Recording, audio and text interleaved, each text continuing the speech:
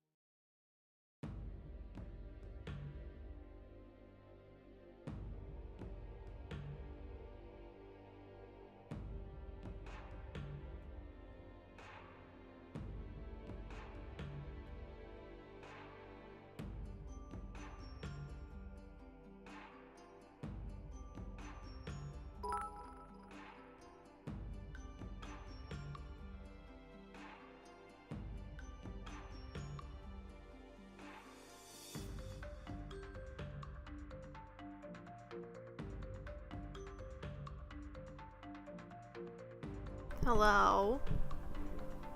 Hello? Thank you guys for the bits. You're crazy. You're all so crazy. Wait, can you see? Yeah. You can see Chloe and Rachel, right? Because that's important. Thank you for the shout outs. How is everyone? Good to see you.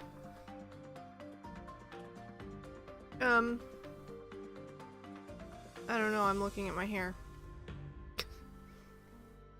Looks weird with the headphones. Beat me to shouting yourself out.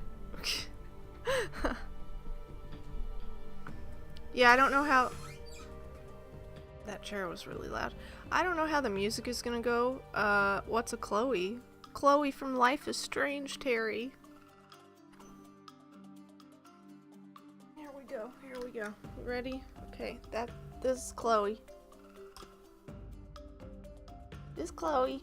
Although, her hair doesn't, like, really look like her.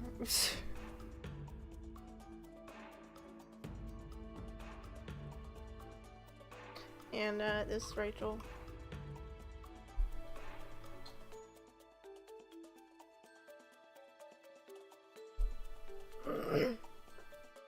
This is Rachel.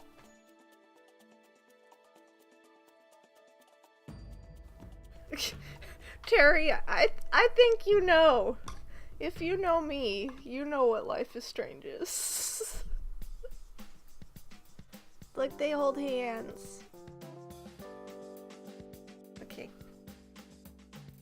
This song is called Silky Smooth.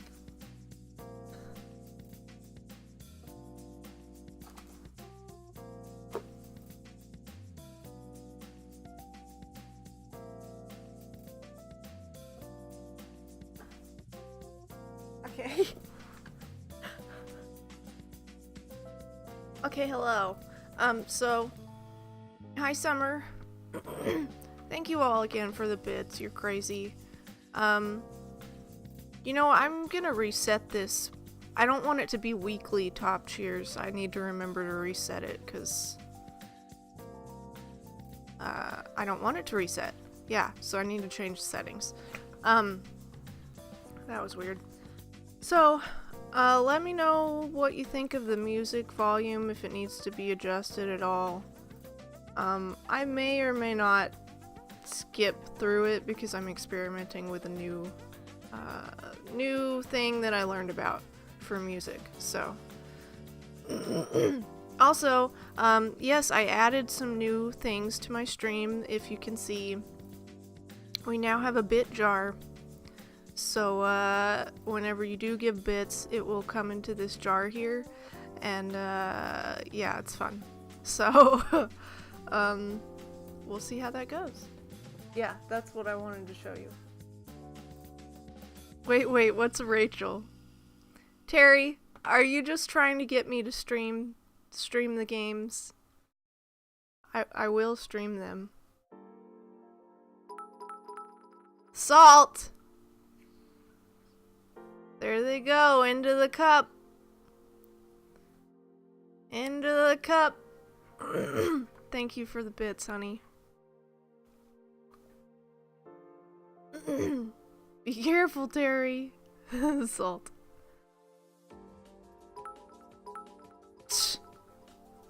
What the heck? Did you hear how... Well, you can't hear it. It echoed like 3 different times. Okay. I need to write this down for fixing things.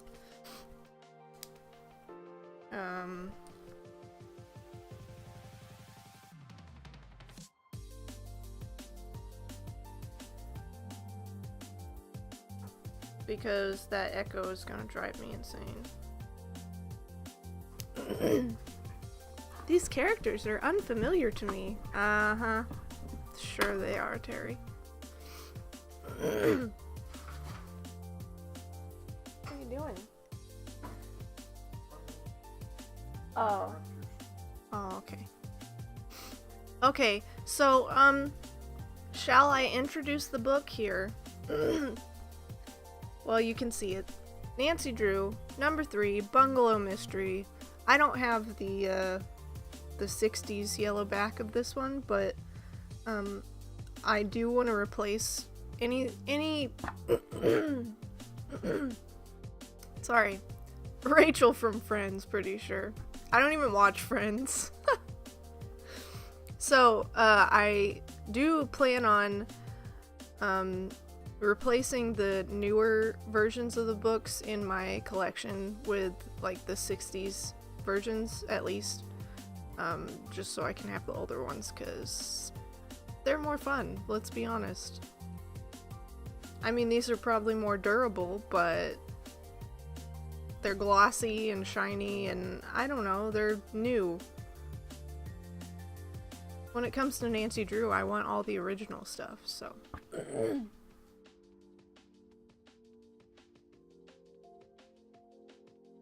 So, Keegan is playing a beta. It's distracting. So, there's really not much of a description on here, except for the one I got off the internet, which was not originally from the book. It's by somebody else. So, while driving a motorboat around the Twin Lakes, Nancy and her friend Helen get caught in a dangerous storm. Luckily, they are rescued by another teenage girl in a rowboat. They soon learn that their rescuer is Laura Pendleton, whose mother has recently passed away. Laura has come to meet up with her new guardians, but something isn't quite right about them. Nancy investigates the situation, and soon she stumbles upon a shocking surprise in the cellar of a bungalow. So that's what this is all about. We're gonna see what it's all about. Is Life is Strange a continuation of Strange Days at Blake Halsey High? No. But that sounds familiar. Was that like a...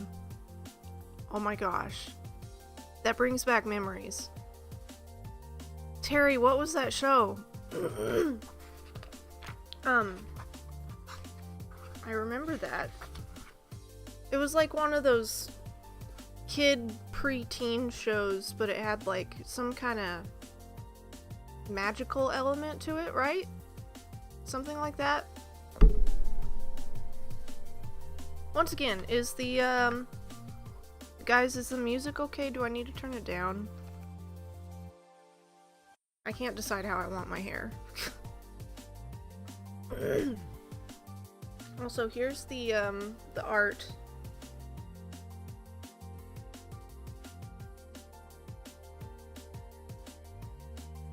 Yeah. For the bungalow mystery. It says the man chained to the bench was Jacob Aborn. Okay, we don't know who that is yet. So this was originally written, well, the first version was 1930, this is the second version, so this is from 1960.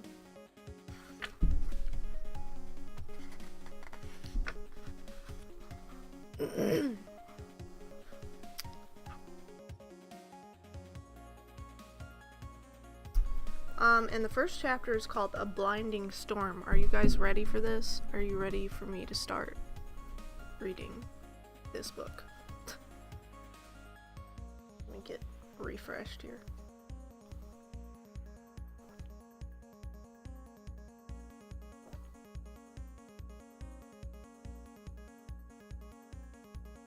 Oh, sorry.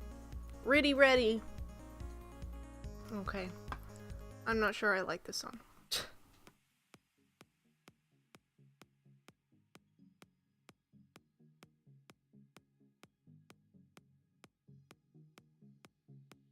I don't know how I feel about this music yet. It's on chill, but this doesn't seem very chill to me.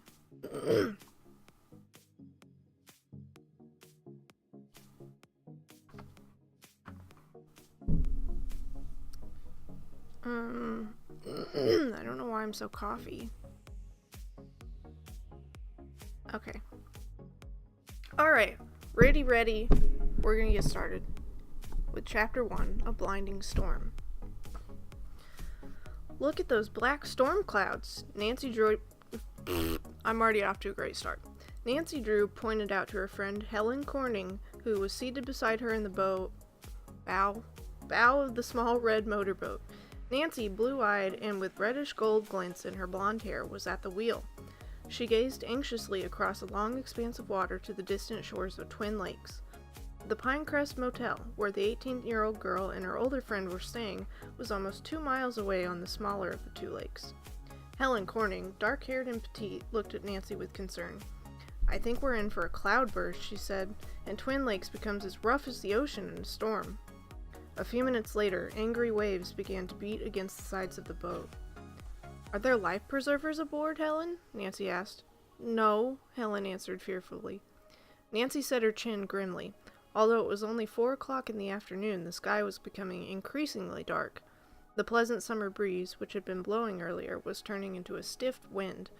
"It's getting harder to keep on course," Nancy remarked, gripping the wheel more tightly. As she increased the boat's speed to the maximum, the craft fairly leaped through the water, dashing spray into the girls' faces. "I wonder if there are any raincoats in the lockers," said Helen. "Please look," Nancy requested. "We'll be drenched by the time we reach the motel dock." Luckily, Helen found 2 plastic coats. She slipped into one, then helped Nancy into the other. A streak of forked lightning cut across the sky, momentarily disclosing a thick mass of ugly clouds. The lightning was followed by an ominous crack of thunder, which caused the girls to jump. "This is terrible," Helen wailed. A moment later, the wind began to howl. It struck the boat with a force which made Helen grasp the railing next to her for support. Another dazzling flash of lightning illuminated the sky, and simultaneously a deluge of rain began to descend. Nancy peered ahead into the dimness. The shoreline had vanished, and the blinding rain made it impossible for her to see more than a few feet beyond the bow of the boat. "At least we have half a tank of fuel," Nancy announced, trying to sound optimistic. "We'll reach shore soon, I'm sure." "I wouldn't bet on that," Helen said nervously. A worried expression furrowed the young pilot's brow. The boat was making little progress against the wind. If anything happened to the motor, they would be at the mercy of the waves. A few minutes later, the rain came down even harder. The wind continued to blow a raging gale, and the waves seemed higher. The girls leaned forward, trying to get their bearings.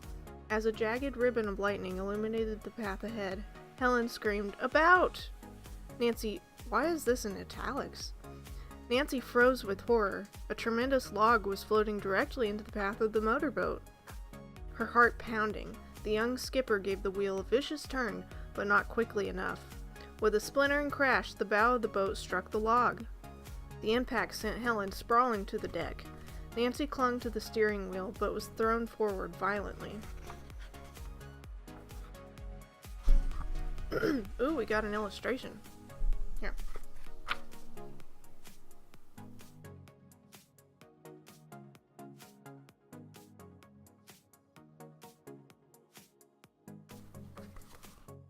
"Helen, are you hurt?" she asked. I'm all right. Are you?" she stammered, as Nancy helped Helen to her feet. Both girls were breathing heavily. By now, the small boat was listing sharply to starboard. Nancy saw instantly that the log had torn a jagged hole in the side of the craft. Water was pouring in rapidly. "Quick, Helen," Nancy ordered tersely. "You bail, and I'll try to stop the leak." She sprang forward, tore off her raincoat, and stuffed it into the hole. Helen, meanwhile, found a rusty can and began to bail. Despite their efforts, water continued to pour through the opening. "Let's shout for help," Nancy cried above the wind, but she doubted that there was any other craft on the lake. The girls cupped their hands to their lips and shouted frantically. Their only answer was the howl of the gale and the steady beat of rain. "Louder," Helen urged, and they screamed until they were hoarse. "It's no use," Nancy said at last. "We'll have to think of something else." Just then, Nancy saw a giant wave bearing down on them. She met it head-on, hoping to ride the crest, but a deluge of water almost inundated the girls. They were flung overboard, and the motorboat sank to the bottom of the lake. An excellent swimmer, Nancy managed to get her head above water almost immediately. Her first thought was for Helen. What had become of her? Treading water, Nancy glanced about. Helen was not in sight. "I must find her," Nancy thought desperately. "She may have been injured." Then, several yards away, Nancy saw a white hand flash above the water. With powerful crawl strokes, she plowed through the waves to the spot. The hand had vanished. Nancy made a neat surface dive. Opening her eyes, she tried to see through the clouded water, but to no avail. At last, she surfaced and drew in a deep breath. Clearing her eyes, Nancy was relieved to spot her friend several feet ahead. Helen was floating on her back. Strong strokes brought Nancy directly behind her friend. My arms... Excuse me. My arms feel numb, Helen said weakly. Guess I hit them on the boat. Don't worry, said Nancy. Just lie still and I'll tow you to shore. Nancy, however, had grave misgivings regarding her ability to accomplish this in the turbulent water. She needed every ounce of strength to swim the distance alone. Could she manage to save Helen? The storm had made the water very cold. Nancy prayed that she would not get a cramp and both girls go down. Hold your breath when you see a wave coming, she instructed Helen as they started off. At frequent intervals, Nancy shouted for help, although she felt it was wasted energy. On and on they went. Helen noticed finally that Nancy's breathing showed the great strain on her.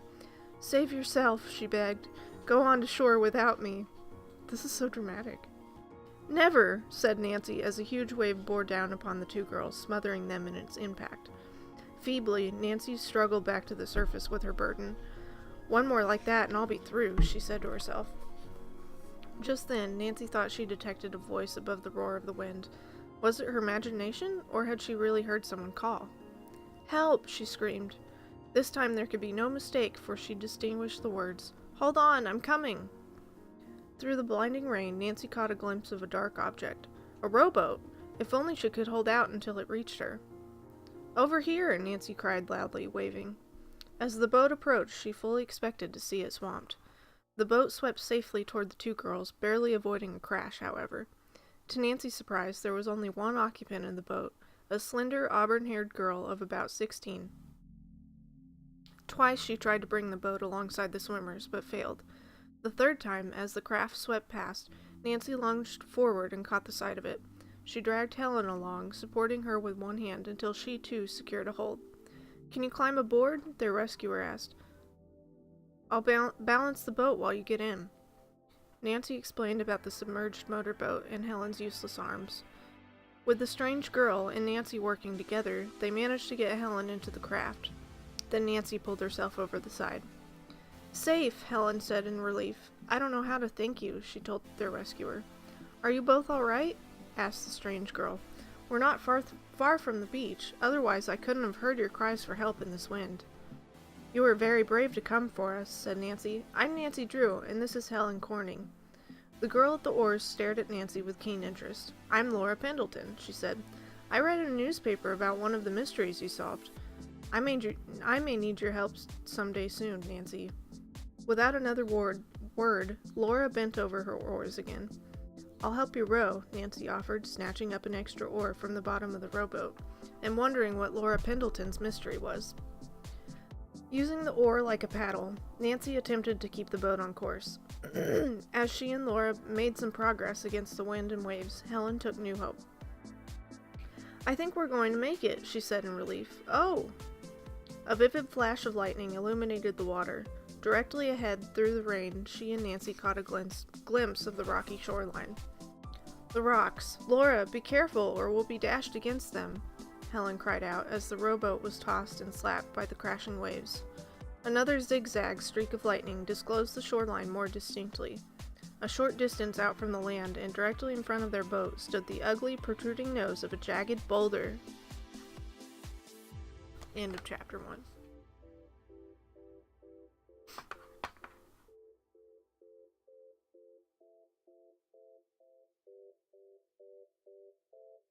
Okay. From my memory, Strange Days was about a science club at the titular Blake Halsey High that looked into and tried to figure out about unusual science fiction-y type happenings. Yeah, I remember that. I really liked that show. Chapter 1, Before the Storm. I look forward to Nancy meeting Jason Voorhees. What? Aw, your latency is bad. At least we have half a tank of fuel. Nancy always so quick to talk about her gas. Nancy loves doing neat jives when in trouble. It's important to get high scores from the judges always. Of course, always great to get a 10 out of 10 in trouble dives. I am on my way. I can go the distance. I too strain to breathe at all times.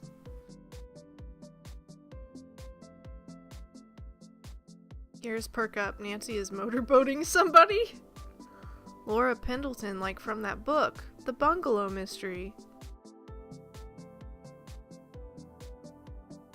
Lol. Terry. Friday the 13th. Oh, okay. Excellent chapter 1 reading. Thank you, Summer.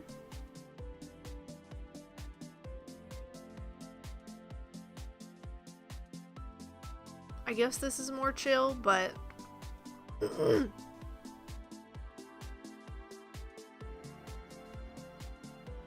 but it's still like chill electronica, I guess.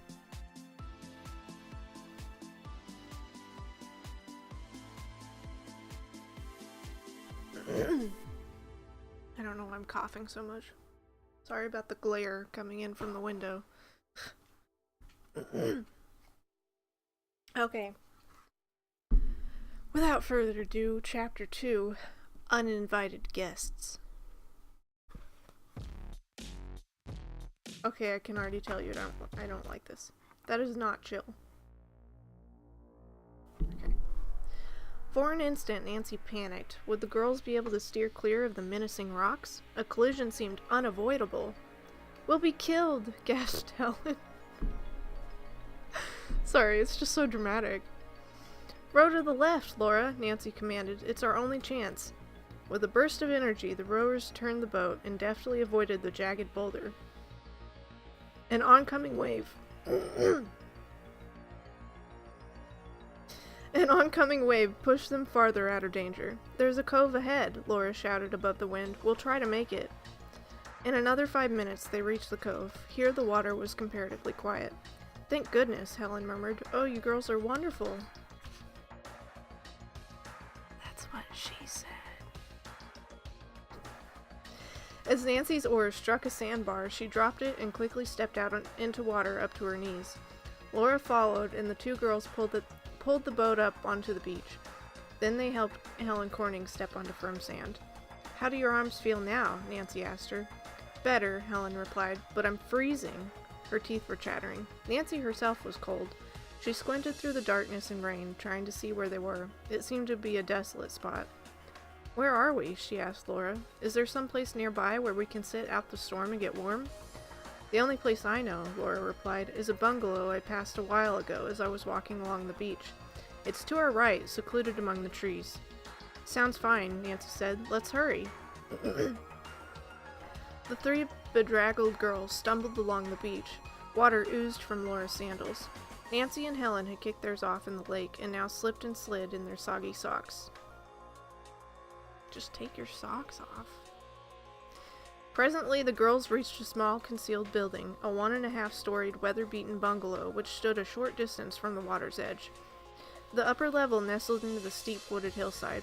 Since there was no light inside, Nancy assumed no one was there. She knocked. No answer. Nancy tried to open the door. It was locked.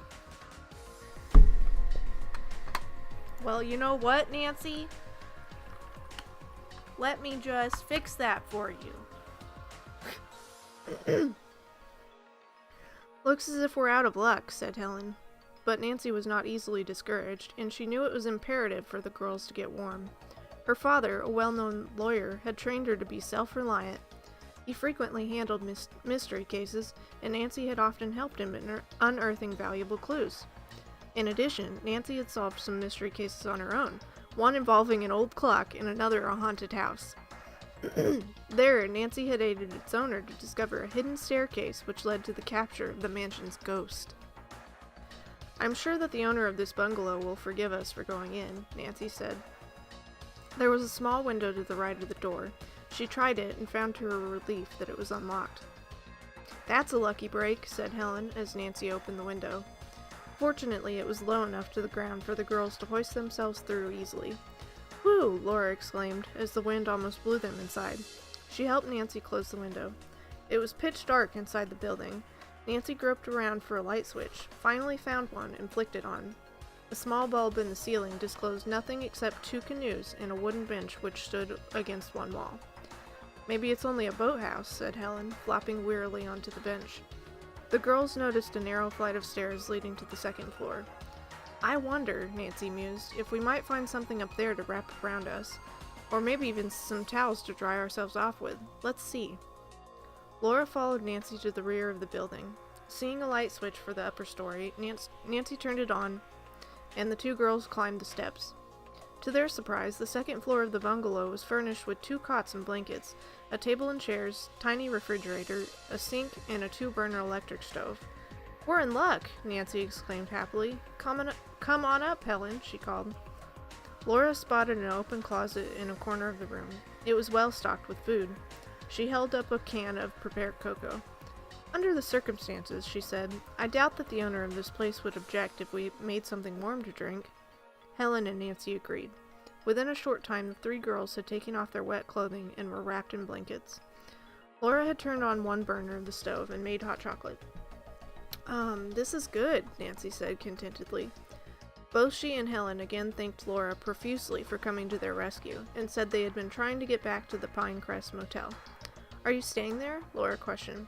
For a week, Helen replied. My Aunt June is coming tomorrow. I have an Aunt June. That's cute. She was supposed to ride up with us Thursday from River Heights, where we live, but was detained. She's going to help design my dress for my marriage to Jim Archer.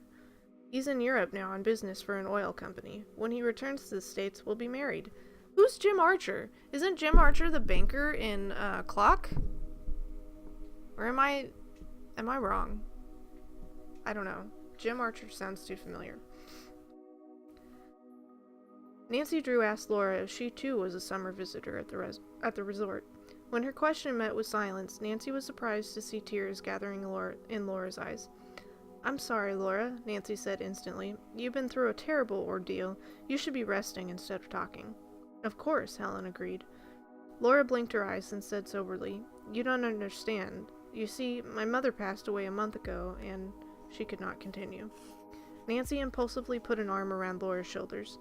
I do understand, she said, and... Oh, thank you for the host, Timo.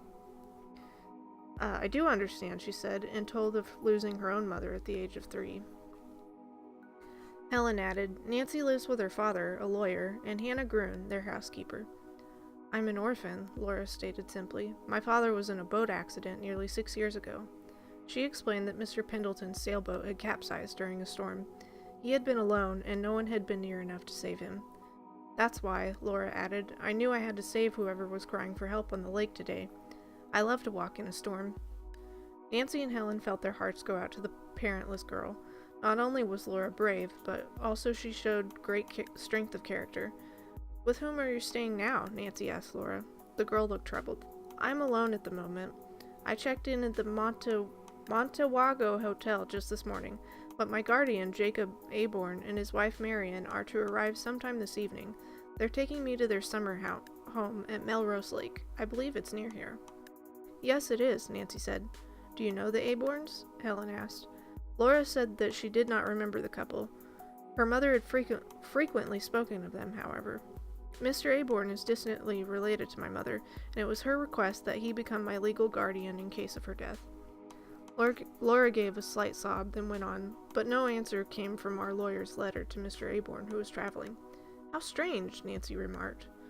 Finally, I wrote to Mr. and Mrs. Aborn myself at the Melrose Lake address, Laura said. The truth was, I needed some money as a down payment on tuition at the boarding school I attend. And they replied? Nancy asked. Yes, Mr. Aborn told me to come here, and he and his wife would meet me. Helen interrupted. Then everything's settled, so you should be happy. That seems really insensitive. The girl shook her head. I feel I'm not wanted. The letter wasn't cordial. Oh dear, what shall I do? Nancy gave Laura a hug. You'll be at school, and during vacations you can visit friends. And you have a new friend named Nancy Drew. Oh, Nancy, you're sweet. Laura smiled for the first time, but in a moment her mood became sad again. Living that way isn't like having your own home. Mother and I had such wonderful times together." She brushed away a few tears. Nancy wanted to learn more, but saw by her waterproof watch that it was 6 o'clock. Laura would have to hurry off to meet her guardian. The sky was getting lighter, and the rain had almost stopped. "We'd better leave," she suggested to Helen and Laura. The girls washed the cups and saucepan, dressed, and put the blankets where they had found them. Before leaving the bungalow, Nancy wrote a note of thanks to the owner, signing it 3 Grateful Girls. As they were parting, Laura said, "If my guardians don't arrive, I'll call you and arrange a date for tomorrow." "Please do," Nancy and Helen urged, and waved goodbye. When they reached the Pinecrest Motel, the 2 girls went at once to talk to Mr. Franklin, the manager. They told him about the sunken motorboat, expressing extreme regret, and assured him that their parents would pay for the craft. "Don't worry about that," the manager said. "We have insurance, which takes care of such accidents. I'm just glad you girls are all right." At that moment, a short, thin woman swaggered into the office. Her print dress was mud-splattered, and she had lost the heel to one shoe. Her wet, bleached hair clung to her head in an unbecoming fashion. Ignoring Nancy and Helen, who were still conversing with Mr. Franklin, the woman said bluntly, "Is there anyone here who can change a tire for me? I just had a flat half a mile away." "I'm afraid not," Mr. Franklin apologized. "I'm busy in the office, and most of the help are off this evening." That's great, the woman said angrily. "What am I supposed to do? Walk to the Montewago Hotel? I'm late already." Although Nancy thought the stranded motorist was being extremely rude, she nevertheless suggested that the woman telephone a nearby service station. "I'm sure they'll send someone out to help you." This idea was received with a snort, as sparks of annoyance flashed in the woman's pale blue eyes. "I'll think about that," she said sarcastically, and turning, limped toward the telephone booth.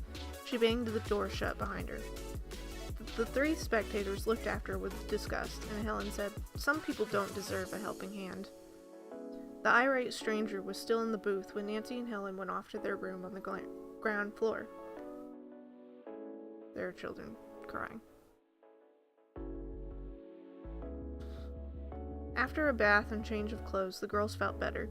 A tasty dinner in the restaurant restored their energy, and they played shuffleboard until under the floodlights. Sorry if you can hear that. The next morning, as the 2 friends dressed, Helen asked, "Do you think Laura Pendleton will call us?" Helen was putting on Bermuda shorts and a candy-striped blouse. "I imagine so," said Nancy, "unless her guardian and his wife took her to Melrose Lake last night."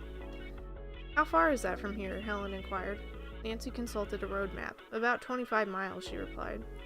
Then, as she was putting on loafers, someone knocked on the door. Nancy went to see who it was. Laura Pendleton stood in the doorway.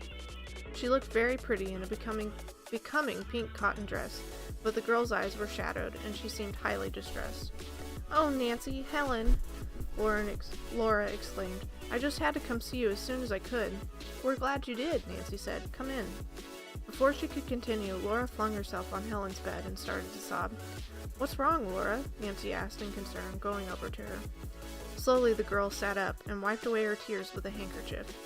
She apologized for her behavior, then said, "I don't think I'm going to be happy living with the Aborns, at least not with Mrs. Aborn." Troubled, Nancy asked Laura whether the guardian and his wife had arrived the evening before. "Only Mrs. Aborn," Laura replied. "She came to my room about an hour after I left you girls. She was wet and in a very nasty mood. Apparently she'd had a flat tire on the road and was delayed in getting help from some gasoline station." Nancy and Helen exchanged significant glances. Mrs. Aborn sounded like the woman they had met in Mr. Franklin's office.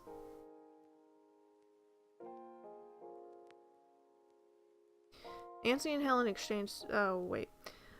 what does your guardian's wife look like, Laura?" Helen asked with interest. "She's blonde, small, and thin, and I guess she was terribly upset about all the trouble she'd had.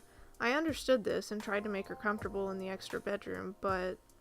Laura went on to say that Mrs. Aborn, instead of calming down, had become even more unpleasant, blaming the girl for making it necessary for her to drive to Twin Lakes in the bad storm. She said that Mary, my mother, had spoiled me and that I was going to have to toe the mark in her home. "Oh, what will I do?" Laura asked. Nancy did not know, but said Mrs. Aborn's behavior was inexcusable. Then she asked whether Laura's mother had known the guardian's wife well. Instead of replying to the question, Laura said absently, "Mrs. Aborn called my mother Mary." But Nancy, mother's name was Marie. End of chapter 2. Also, hi, Bae. Hi, Ryoko. How are you? Good to see you. Question. Is the Bungalow Mystery supposed to... Or is Secret of the Old Clock supposed to be based on Bungalow Mystery?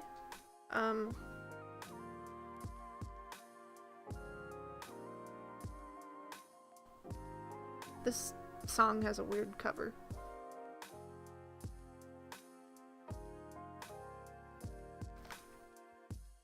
Hey Shannon, how are you?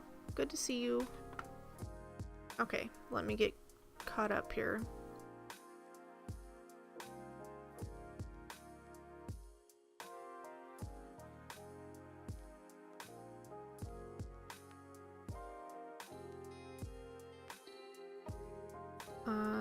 Okay. This chill music just makes me feel like I'm journeying through like a cave level platformer or something. Chapter 2, Uninvited Guest, aka Tara is coming to visit. But Tara is totally invited. That's true. I am? I guess it got lost in the mail. What you talking about, Tara? My invite got lost in the mail. Yes, I followed that bit. You only accept invites through the mail. Oh, I just read this one. Oh, hey, Shroom. Good to see you. How are you? Did you like it?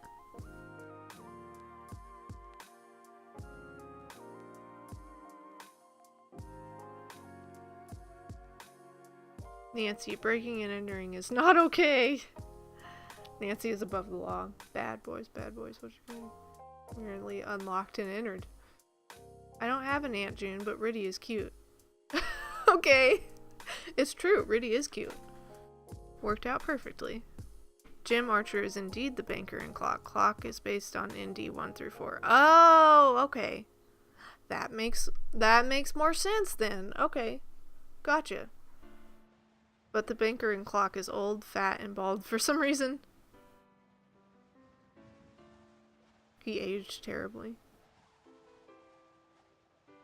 Hey, Timo. What, it's insensitive to tell people how to feel? Waterford watch? Is that like a Rolex? No, waterproof. Waterford crystal is a thing. That's true. I think Nancy should not judge people on being rude. Irate stranger is not important to plot. Not at all. Irate stranger is not Mrs. Aborn. Nope. Totes. Scroll through chat. I answered that question already. Okay. Riddy and Paige. I'm alright. Is your hair bluer again? Yes, it is. And I added this bit. But I'm actually getting it redone because you can't see because my headphones are covering it, but some of it didn't take and it turned out green. So, I'm going again next week to get it fixed. So, hopefully it will be even more bluer. But yeah, and I cut it. It's short again in the back. I don't know what that looks like if you can see it, but green works. I don't know. I don't want... This shade of green is not the kind of green I want on my hair, though.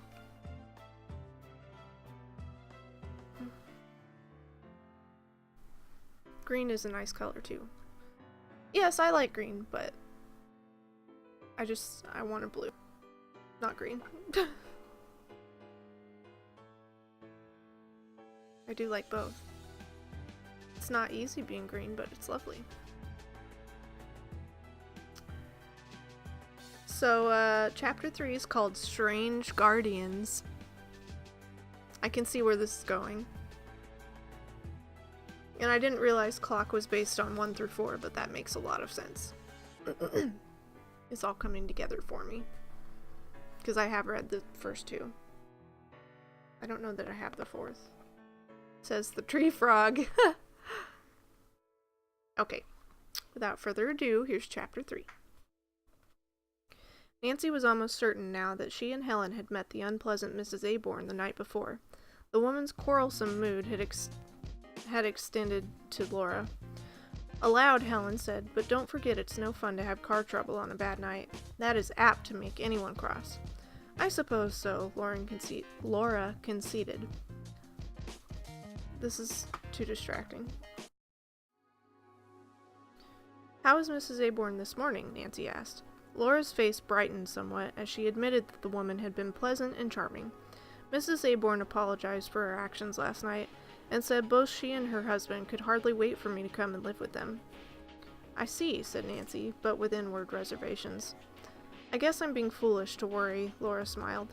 "Mrs. Aborn did say she had met Mother only once, so that could explain the name mix-up." "Where is Mr. Aborn?" Helen asked. "He's arriving after lunch today. He was detained on business." Nancy was puzzled. The Aborn's behavior was unusual and thoughtless, she felt. "Mrs. Aborn is having her hair set at the beauty parlor in the hotel," Laura explained. "She suggested that I take a taxi here this morning if I felt I had to see you two, which I insisted I did," Laura said, grinning cheerfully. Suddenly, Nancy smiled. "I'm starved." "Me too." She asked Laura to have a second breakfast with her and Helen in the motel restaurant. "Second breakfast!" "And afterward," Helen went on, "let's ask Marty Malone, the girl we met yesterday, Nancy, to make a foursome in tennis."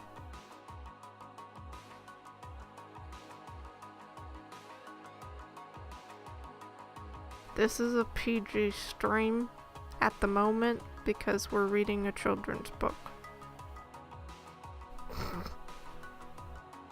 "Great," said Laura to both suggestions. I mean, they've already gotten naked together because they took their clothes off to put Keegan's looking at me weird.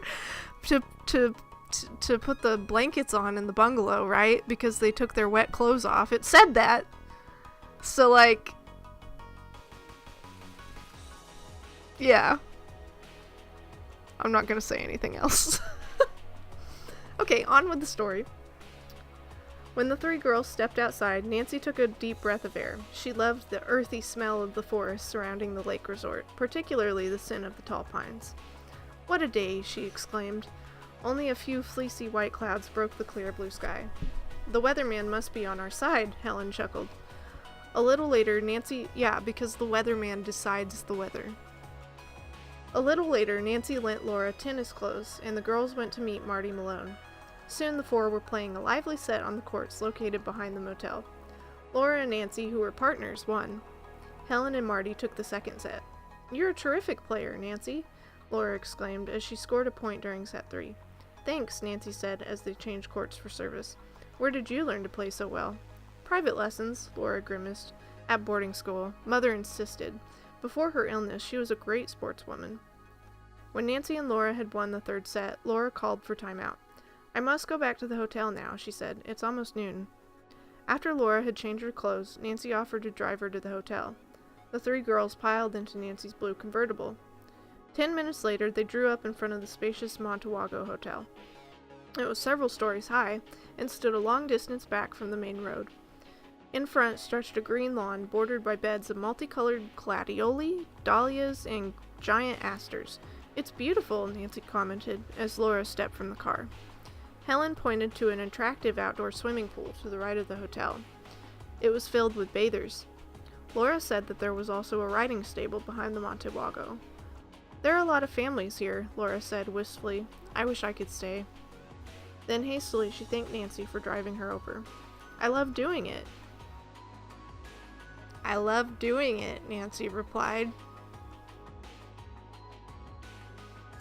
"I hope we see each other again, Laura." "So do I," Helen added. Laura snapped her fingers. "I have a wonderful idea. Why don't you girls come back around 3 o'clock? You can meet my guardians. And if there's time, we can join the other young people at a tea dance scheduled for 4. "Fine. Fine," Nancy said at once. "Come directly to my room." Laura waved goodbye. Nancy detected a worried expression on Laura's face and knew she hated the thought of meeting her strange new guardian. The young sleuth was so quiet on their return trip that Helen said, "Penny for your thoughts, Nancy?" Her friend smiled. "I've concluded that the Pendletons must have been wealthy." "What gives you that idea?" It's very expensive to live year-round in New York hotels where Laura lived, and she also mentioned boarding school. In addition, Nancy enumerated, Laura's clothes have that simple but expensive look. You know what I mean. Yes, said Helen. Well, if you're right, Mr. Aborn will control a great deal of money while he's managing Laura's affairs. In the case of a minor, said Nancy, an inheritance is held in trust until she is 21, Dad says. That's 5 years for Mr. Aborn. I hope he'll be a wise guardian. She turned onto Lakeview Lane, a long, straight road bordered by woods.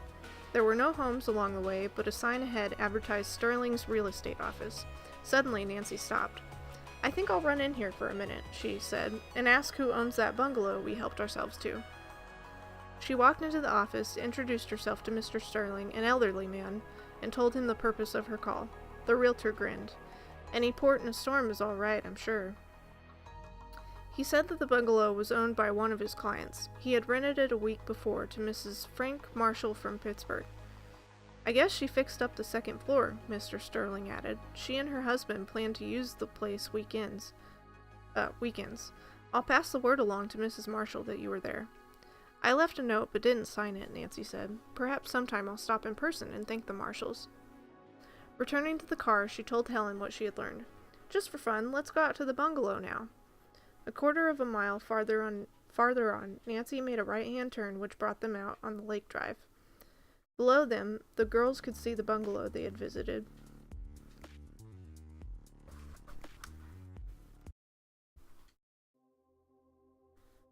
Suddenly, a black foreign car pulled out of the lane that led down to the bungalow.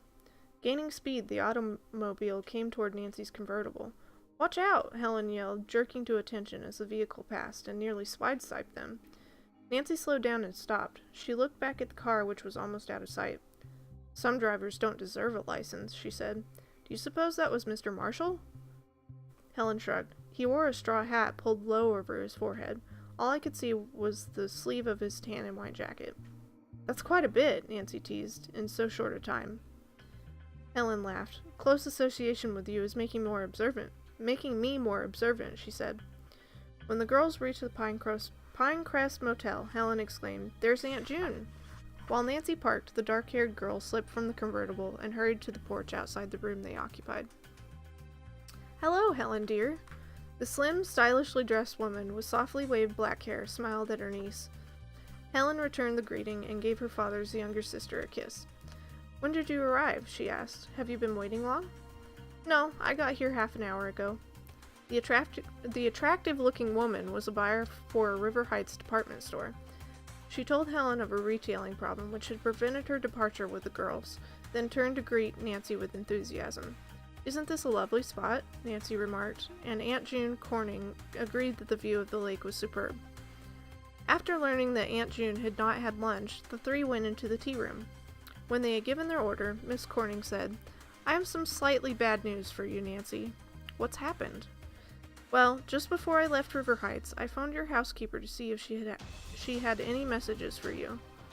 To my surprise, Dr. Darby answered. He said that Mrs. Gruen had sprained her ankle early this morning, and she must not walk for a couple of days. I'll call Dad right away and talk to him, said Nancy with concern. Wait, Aunt June said. Dr. Darby mentioned that your father left on a business trip today before the accident occurred. That means Hannah is all alone, Nancy said, rising. I'll have to go home at once. Will you both excuse me for a minute, please? She went to a telephone booth and dialed the Drews' next-door neighbor, Mrs. Gleason. Mrs. Gleason? Okay, that's funny. That's weird. Since we just read that book, and there were Gleasons all over the place. Same spelling and everything.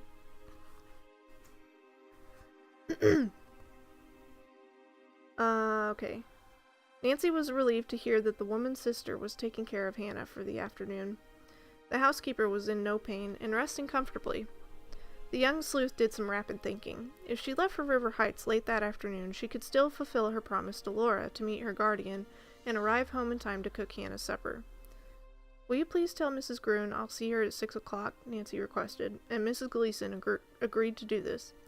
When Nancy returned to the others, Helen was telling her aunt of the adventure on the lake and Laura Pendleton's story. How dreadful for the girl, exclaimed Miss Corning. I feel very sorry for her. Nancy now told of her plans to return home, and although Helen and her aunt were disappointed, they agreed that it was the right thing to do. "But before I leave," said Nancy, "I want to meet Mr. and Mrs. Aborn." After lunch, Nancy packed her suitcase, put it in the car, and paid her motel bill. Soon it was time for her and Helen to leave for the Montewago Hotel. "Are you sure you want to accompany us, Aunt June?" asked Helen. Miss Corning shook her head. "I'm a little tired," she said, "and besides, I must unpack." A short while later, the two girls entered the Montewago lobby. Nancy made her way directly to the desk, and after a brief wait, was informed that Miss Pendleton would receive the girls in her suite. An elevator took them to the 3rd floor. Scarcely had they knocked on the door when Laura opened it. "Oh, I'm so glad you came," she cried out, smiling with relief. Laura led the girls into a well-appointed living room with a bedroom on either side. As Nancy stepped inside, she saw a man and a woman seated in chairs near a picture window. In a glance, Nancy realized that she and Helen had been right about Mrs. Aborn being the woman they had met the night before. Right now she looked more friendly. Jacob Aborn arose and smiled graciously. He was a well-built, somewhat stocky man in his early 50s. His face was square, and his small brown eyes were shifty. When Laura introduced the girls, Mrs. Aborn rushed toward them. "Darlings," she said, giving Helen and Nancy a butterfly peck on their cheeks. "You've been so good to poor Laura." "Perfect bricks," Mr. Aborn said gruffly. He extended a hand first to Nancy, then to Helen. "The reason I'm late in getting Laura is that I want everything to be perfect for her arrival at our Melrose Lake house." Nope.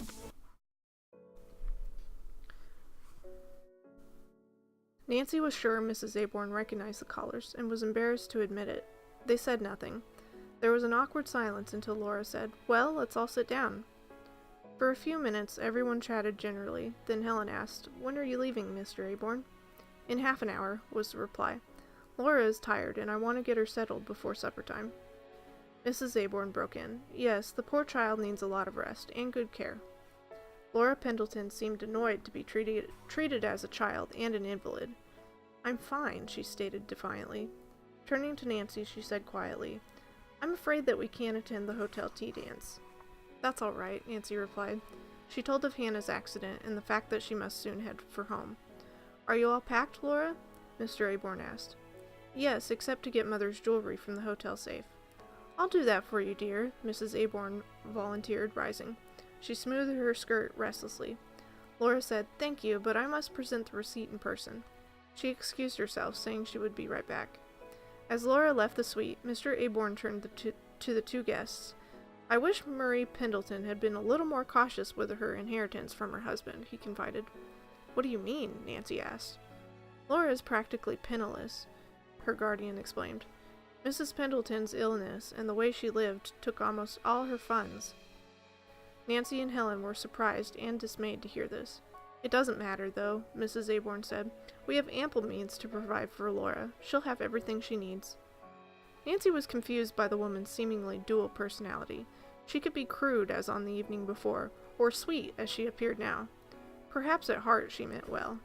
Nancy hoped so for Laura's sake, but a strange feeling of distrust persisted. When Laura returned, Helen and Nancy said they must be on their way. The friends shook hands. "We never can thank you enough, Laura, for coming to our rescue yesterday," Helen said gratefully. "That's right," Nancy agreed. "If you hadn't come along at that moment, we'd probably be at the bottom of the lake." Laura shuddered. "Oh, I'm sure you would have reached shore some way, but I am glad I could help, and it's been such fun knowing you. I hope you'll come to see me while I'm at Melrose Lake." "We will," Nancy promised. "What is your address there?" "Anyone can direct you to my house," Mr. Aborn said heartily. "It's well known in that section."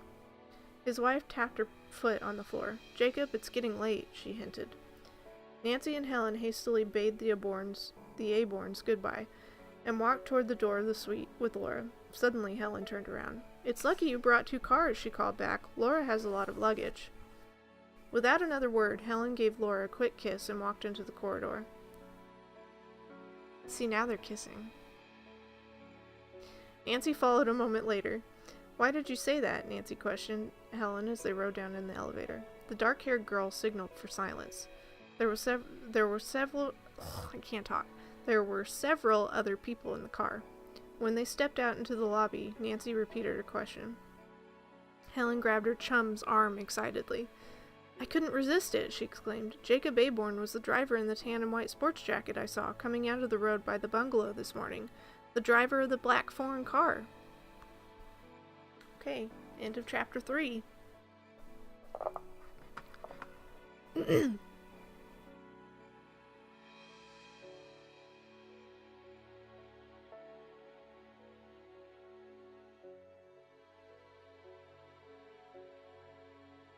Okay.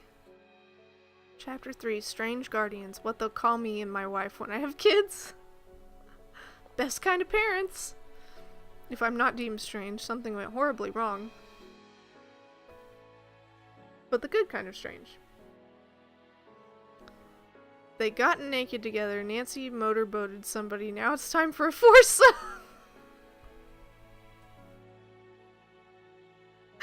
You said it, Terry. You said it. People getting it on rating. In tennis. PG. I see what Reddy did there. And unlike me, it's not because my broken keyboard. The non-space forget it on was on purpose. I'm just imagining everything is being said seductively. Where'd you learn to play? Boarding school. Curse you people getting it on rating. What is that? I don't... Oh, PGR. PG rating. And yes, they're saying wink after everything too. You still have yet to wink on Cam Terror. My wink is not that seductive. Nancy Detective on the beat. Freak in the sheets. Simple but expensive. Look, you know what I mean. Yeah, the holes are in them on purpose, not by carelessness. That would be modern day, yeah. She and her husband plan to use the place on weekends for more PG adventures. So PG. Enthusiastic PG? Very excited PG. Innuendo PG? Frolicking PG. Gleason's all over the place.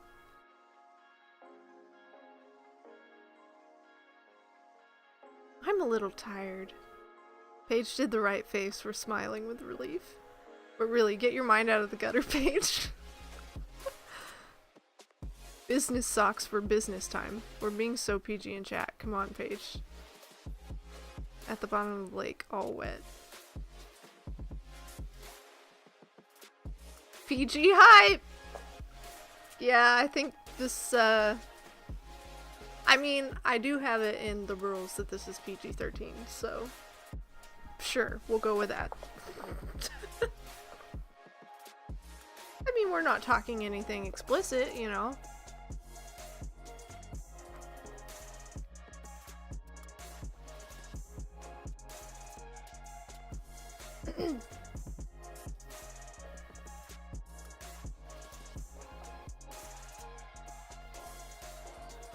I don't know. Okay, so chapter 4 is called The Tree Crash. I bet I know what's gonna happen in this chapter. This is a lot like Clock. Claps for dancing.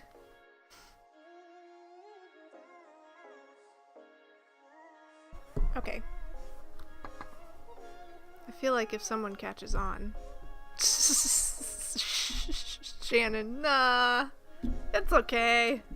Nobody'll know. It's fine. Right? I can't. These are the kinds of songs I can't decide if I like or not.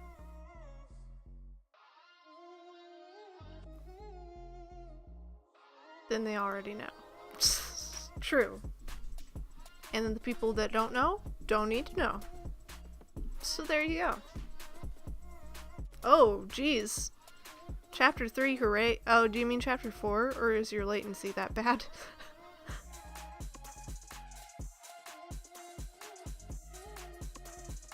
I think I like this song, but I don't think it belongs in chill. Book dancing. Okay, without further ado, chapter 4. Chapter 2! It's gonna be great! Alright. If Helen was right about Mr. Aborn's being the driver of the foreign car, then it should be in the hotel parking lot, Nancy thought. Let's take a look, she suggested. The girls walked to the rear of the hotel where Nancy had left her own convertible. They scouted the lot. There was no sign of a black foreign car. Helen asked the attendant if one had been driven in that day. The man said no. Helen was puzzled. I was so sure I was right. You still could be, said Nancy. The car may be parked somewhere else. Mrs. Aborn may have picked up her husband at some other point. Puzzled, she and Helen climbed into the convertible, and Nancy started the engine.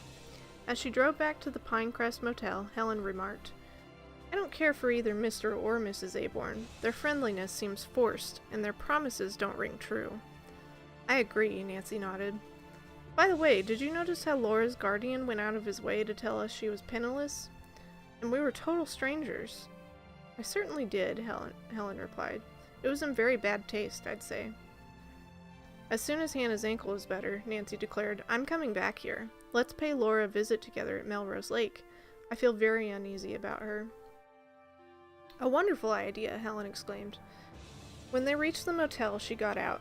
I hope Hannah's foot improves quickly, she said, and waved Nancy out of sight. A minute later, Nancy was on the main highway which paralleled Twin Lakes for some distance. Presently, as she left the lake area, Nancy cast a speculative glance toward the sky. Did she imagine it, or was it beginning to cloud over? Nancy glanced at the speedometer. She was nearly halfway to River Heights. Maybe I can get home before the storm breaks, she told herself. A quarter of a mile farther on, Nancy saw an obstruction in the road and brought the convertible to a halt. A huge sign read, Detour, Bridge Out, Take Melrose Lake Road. An arrow pointed to the left. Just when I'm in a hurry, Nancy fumed, knowing she would have to go miles out of her way before reaching the River Heights Road. Another anxious glance at the sky told her there was no time to be lost. Already huge storm clouds were appearing. I'll be caught in another cloudburst like the one on the lake, she thought. Hastily, she headed the car down the Melrose Lake detour, a narrow, rutty road bordered with tall pines and thick shrubbery. Nancy was forced to reduce her speed to 10 miles an hour, and even then it seemed as though the car would shake to pieces. Within a few minutes, it grew so dark that Nancy snapped on the headlights.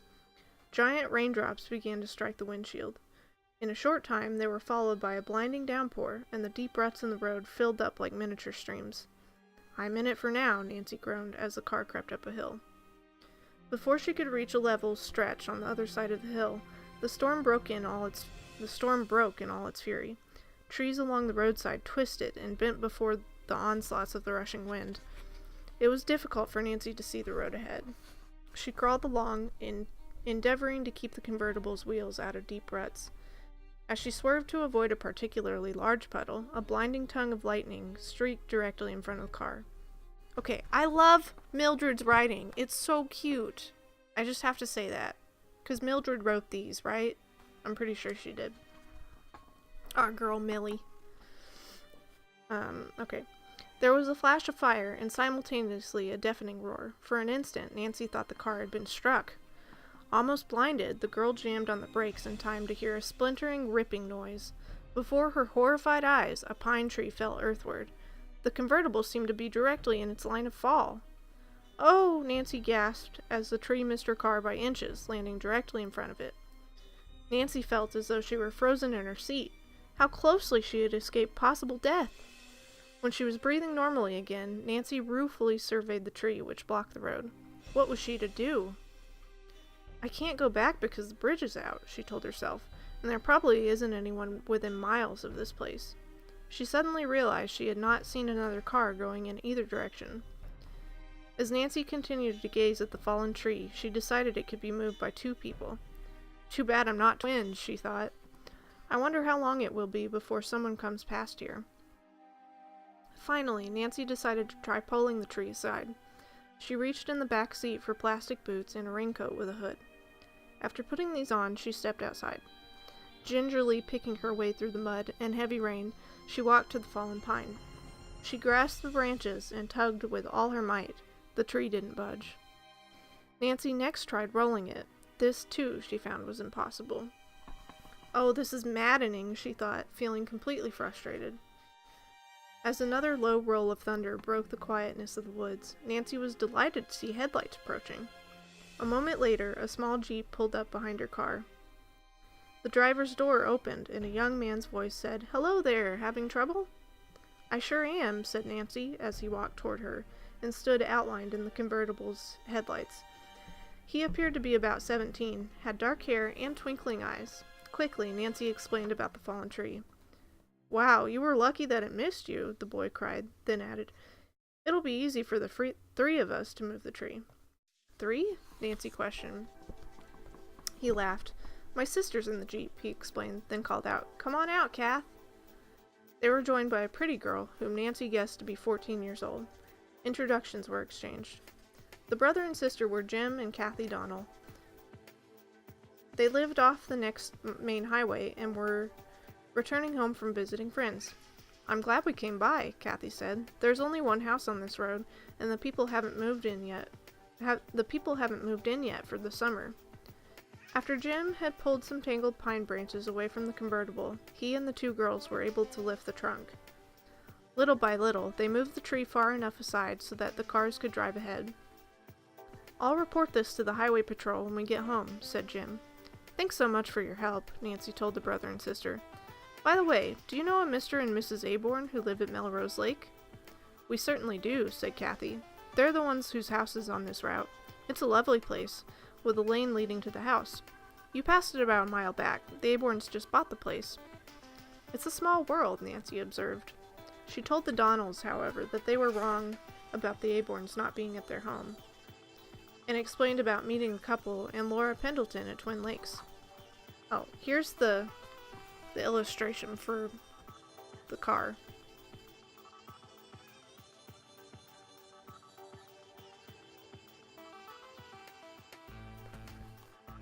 Nancy tried to pull the fallen tree aside. This song is called Kitten Heaven, and I'm pretty sure there are lots of meows in it. Too bad Anna's taking a nap. I'm sure she'd like this song.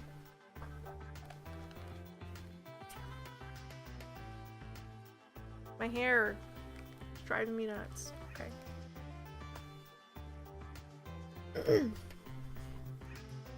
"That's funny," said Jim. He explained that his parents had known the Aborns for years. They used to have a place on the other side of the larger lake and bought this new house only a month ago. They mentioned that Laura Pendleton was coming to visit them, but said they were taking an extensive trip first. "I see," said Nancy, thinking. Another strange angle to this thing. Aloud, she asked, "Is Mrs. Aborn a blonde-haired woman, rather small and slight, Kathy?" "Yes." Jim said that he and Kathy must say goodbye. Their parents would be worried if they did not arrive home soon. "We'll tell Mother and Dad about the Aborns and Laura," said Jim. "We're all keen to meet Laura. The Aborns think she must be tops. And we want to introduce Laura to our friends here at the lake," Kathy added. "Grand," Nancy said enthusiastically. "Laura has had a pretty sad time recently. She needs friends." The three said goodbye and got into their own cars. As Nancy drove on, she kept mulling over the Aborn-Pendleton enigma. She inferred from the Donnells' remarks that the man and his wife were very acceptable people, but Nancy certainly had not received this impression of them. "I can't wait to meet them again," she thought, "and see how they're treating Laura." By the time Nancy reached the end of the detour, the storm was over. A little later, she turned into the Drews' driveway and parked near the front porch of the large red brick house. She climbed from the car and made a dash for the porch with her suitcase. As she inserted her key in the lock and pushed the front door open, a voice called out from the living room. "Nancy, is that you?" "Yes, Hannah, be right in." Nancy took off her raincoat and boots and put them in the vegetable closet. Then she hurried into the living room and hugged the motherly-looking woman who was reclining on the sofa. "Hannah, I'm so sorry about your ankle. How are you feeling?" A worried expression faded from the housekeeper's face as she said, "I'm fine now that you're home. This storm has been dreadful, and I was concerned about you being on the road. Helen phoned that you were on your way."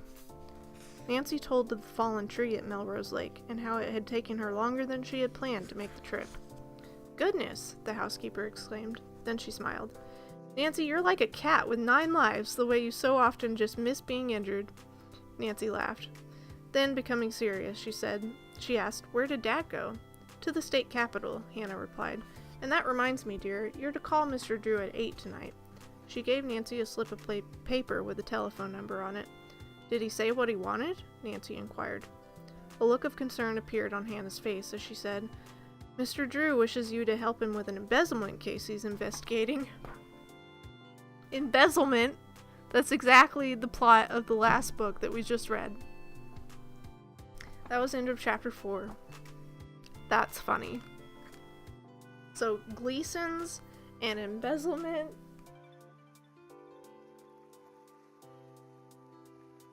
Kitty song. Okay.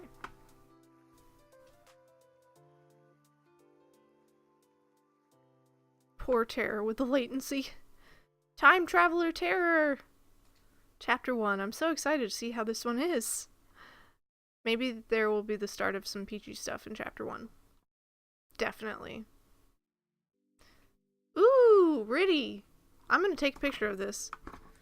The song that's on, the cover art for it, is like a mosaic lion. It's really pretty, actually. It would make a good tattoo.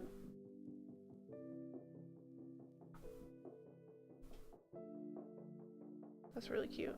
Here, I'll send it to you.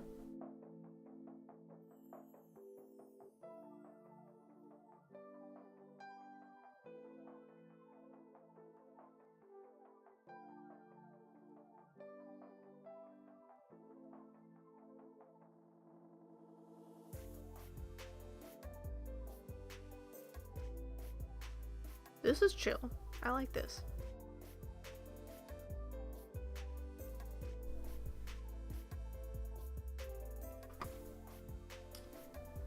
I look forward to seeing how Shadow of a Doubt finishes. Hype.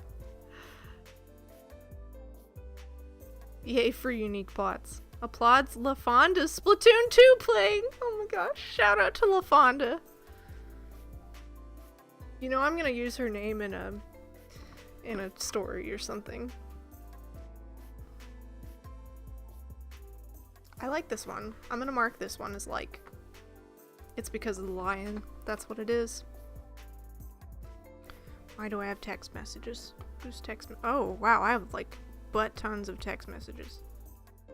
Oh, I guess Art Walk is tonight. Did you see that text, honey? Oh, your mom texted us. Yay for Leo pick! This may be the last chapter I do. I don't know. Butt text. We'll see. We'll see how it goes.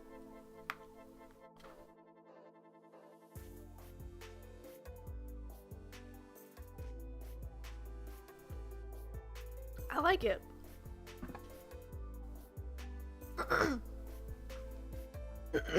Ooh. I went down the wrong way. Ugh. Right there in the chest. Ow, that kind of hurt.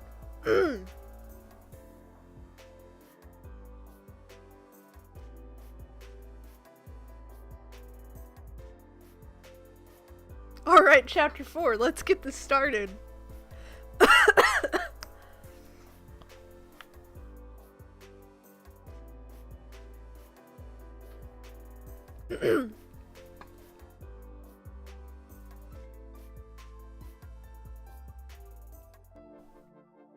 Oh, yeah, okay, that doesn't work. I don't know why I'm dancing on stream.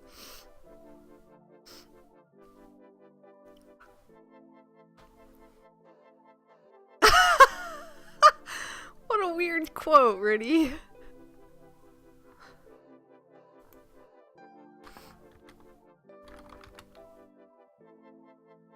I regret helping you.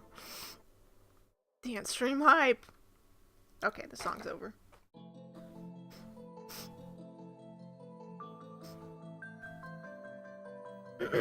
Alright, chapter 5 is called The Unexpected Prowler. There's lots of unexpectedness going on with the characters in this book. I just stole your tea, dude. Ah, I like that quote. I like that. I like it, though. I think I like the song, too. Okay. An embezzlement case. Nancy was excited. What, she wondered, did her father want her to do? So, in this book... Oh my gosh. They're talking about Gleasons. This is weird. So, not only was that book terrible, they totally stole the plot.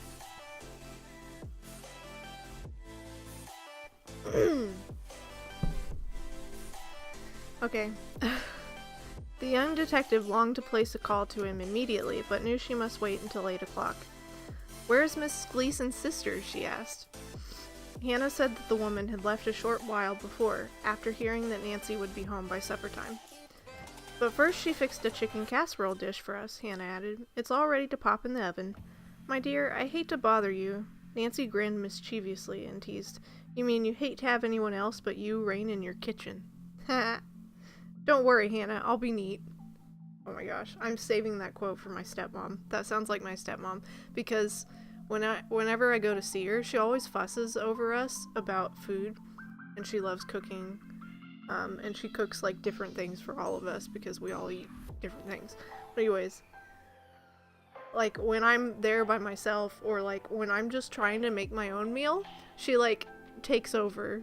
She can't let other people cook in her kitchen. It's hilarious. "Oh, posh," said Hannah. She blushed and gave Nancy a loving glance. Humming softly, Nancy went to the modern pink and white kitchen. The casserole, which looked tempting, stood on one of the gleaming countertops. After lighting the oven, Nancy placed the dish inside to heat.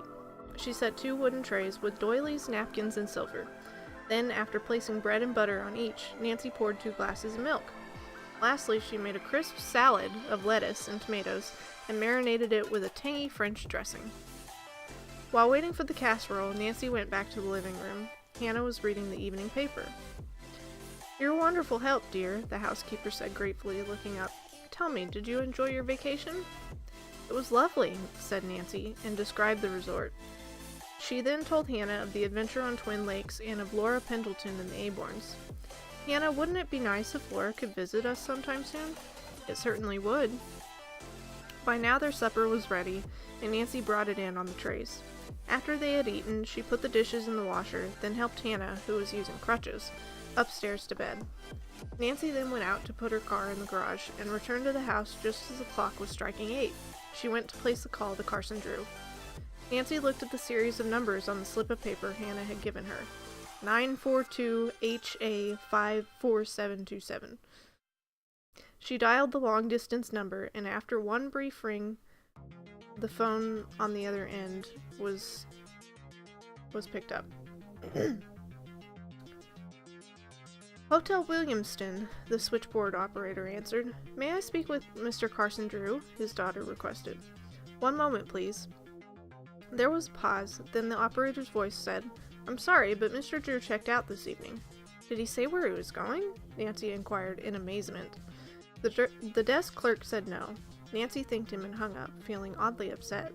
It was unlike her father to change his plans without calling home to tell where he would be. Could anything have happened to him? She wondered. Since Hannah was asleep, Nancy did not awaken her to discuss the matter. Leaving on a light in the lower hall, she went to her own room and unpacked, deep in thought. As she hung up her dresses in the closet, the young sleuth wondered if her father might be following a new clue in another city. Deciding that this probably was what had happened and that she would hear from her father the next morning, Nancy felt reassured, took a bath, and went to bed. She fell asleep almost immediately.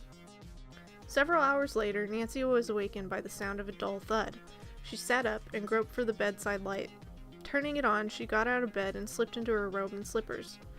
"I hope Hannah hasn't fallen out of bed," Nancy thought worriedly, and hurried down the carpeted hall to the housekeeper's room.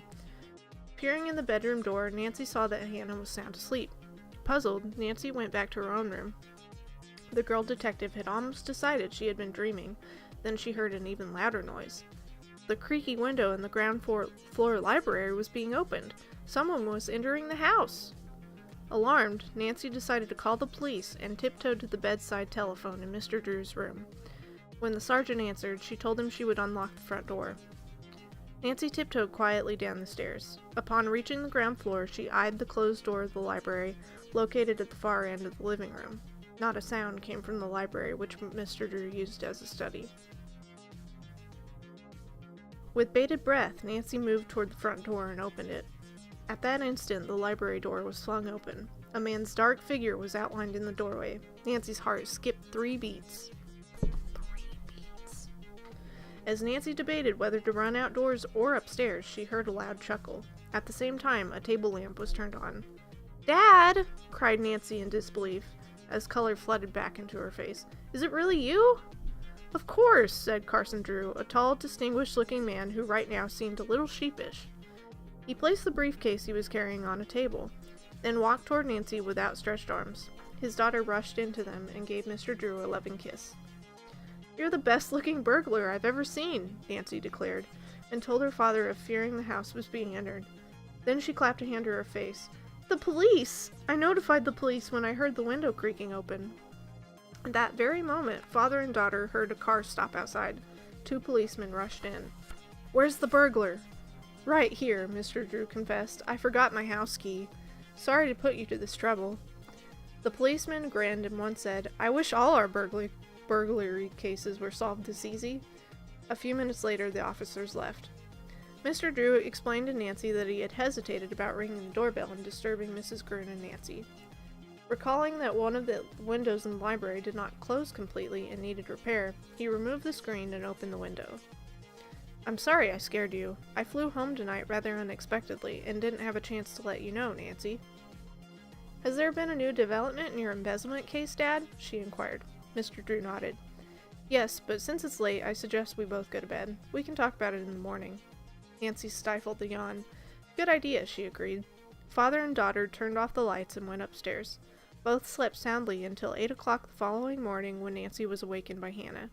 "Get up, sleepyhead," said the housekeeper. Teasingly, she prodded Nancy's foot with the tip of a wooden crutch while leaning on another one. "It's a beautiful day." Nancy jerked awake, rubbing her eyes. "Hannah," she gasped, "what are you doing up?" The housekeeper smiled. One day of staying off my feet will keep me well for a year," she declared. "Besides, I feel fine this morning." "But Mr. Darby said," Nancy began. "Stuff and nonsense," Hannah replied tartly. "He left me these crutches to use, and that's what I intend to do with them." Ugh. "Nancy, is your father home? I noticed his door is closed."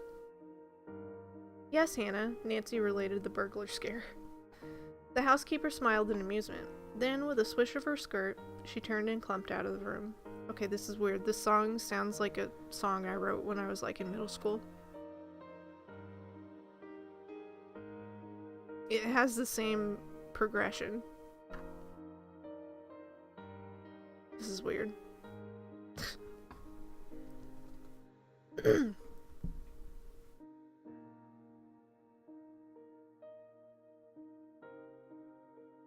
Okay, this song is freaking me out.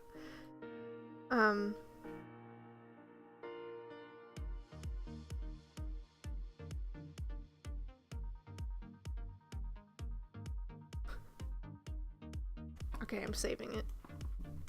Okay. The housekeeper smiled in amusement. Then, with a swish of her skirt, she turned and clumped out of the room. She paused at the door, winked at Nancy, and said, "Pancakes and sausage at 8:30. And you tell your dad that I'm going to squeeze some extra juicy oranges." Wow, fresh squeezed orange juice. Mr. Drew was awake also. Nancy could hear the buzz of his electric razor. Why does that have an exclamation point? It was good, she thought, for the little family to be home again. In half an hour, they were seated in the cheerful breakfast room. As they began to eat, Mr. Drew caught up on the latest news and listened with concern to the story of Nancy's 2 storm adventures. "I'm grateful that you're here safely beside me," he said gravely. When the lawyer heard about Laura Pendleton and the Aborns, he frowned. I agree with you, Nancy. It does sound strange," he said.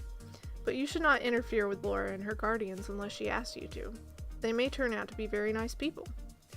I agree, said Hannah, then added pointedly, but if things should prove otherwise, Mr. Drew, then I'd be happy to help Laura have another guardian appointed by the court, the lawyer replied. In the meantime, Nancy, let's invite Laura to spend a few days with us very soon. Nancy beamed. Thanks, Dad, that's just what I wanted to do. When the meal was finished and the dishes had been put in the washer, Mr. Drew and Nancy went to his study, a comfortable room with book-lined shelves, deep-seated leather chairs, and a wide, highly polished mahogany desk. Nancy sat down in a yellow club chair, then said eagerly, Come on, Dad, don't hold out on me any longer about this case of yours. Mr. Drew smiled and absently fingered a glass paperweight.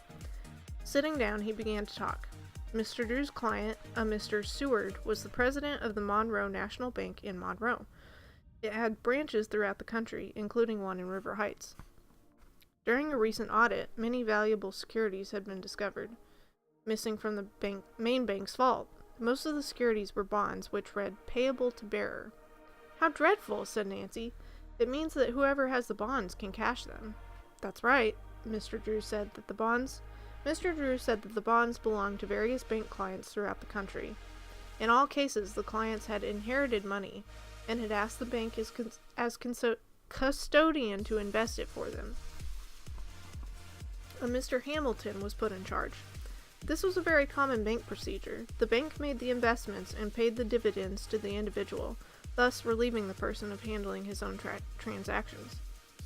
I was called in on the case, Carson Drew said, by Mr. Sill, manager of our River Heights branch, when Mr. Seward advised him that a number of the missing securities belonged to residents in our community. Mr. Seward felt that this was an odd coincidence. It is, Nancy agreed. Have you any idea who might have taken the property? Mr. Drew said no. So far the evidence pointed to Mr. Hamilton, although the man was a highly trusted officer. What about the people who work in the vault? Nancy asked, wrinkling her forehead. They're being checked on now. Most of these employees have worked for the bank a long time, however. At present, 2 of them are on vacation, so the investigation may take some time. Couldn't you find out where they went? Nancy asked. We've tried that, her father replied. But they're not at their homes, and the neighbors don't know where they're vacationing. We'll just have to wait until the men get home. I see, Nancy agreed. The main thing is, said Mr. Drew, that Mr. Seward doesn't want any publicity about the theft. The bank will continue to pay dividends to the security holders, of course. My assignment is to find the missing property and the guilty person. A big order, said Nancy. How are you going to do this? Carson Drew said he was presently checking on employees other than Hamilton who worked in the custodian department. Also, he was trying to find out if there might be a tie-in between the thief and one or more of the persons whose property was missing. There must be several people behind this theft, the lawyer explained. It's pretty difficult in these times to rob a bank, with all the security measures they employ. Nothing is impossible, however, if a plan is well worked out. Sounds like an exciting case, Dad, said Nancy. What can I do to help? In reply, Mr. Drew gave Nancy a slip of paper with 4 names on it and their corresponding River Heights addresses. They were Mrs. William Farley, Mr. Herbert Brown, Mrs. John Stewart, Mr. Stephen Dowd. None of the names was familiar to the young detective. These are the local people whose securities are missing, Mr. Drew said. Think of some reason to meet these people, he directed. See what kind of homes they have, and try to get an insight into their characters. This is a very vague assignment, but I feel you may find out something incriminating about one of them. You see, we have to be very careful not to arouse suspicion in a case of this type. I'll do my best, Nancy assured him. The out-of-town names I'll check myself, her father explained. They live in various large cities around the country, so I'll have to be away a good bit during the next few weeks. I'll get busy on these names right away, Nancy said. She gave her father a quick hug. You're an old dear to let me help you out. Promise me you'll be careful, the lawyer warned. An embezzler can be a dangerous person, and in this case, whoever is behind the thefts is playing for big stakes. The young sleuth said she would take every precaution. As Nancy stood up, the telephone rang. I'll get it, Dad, she offered, and hurried to pick up the receiver of the hall phone. A low-pitched, feminine voice said tersely, Nancy? Nancy Drew? Yes, this is Nancy speaking.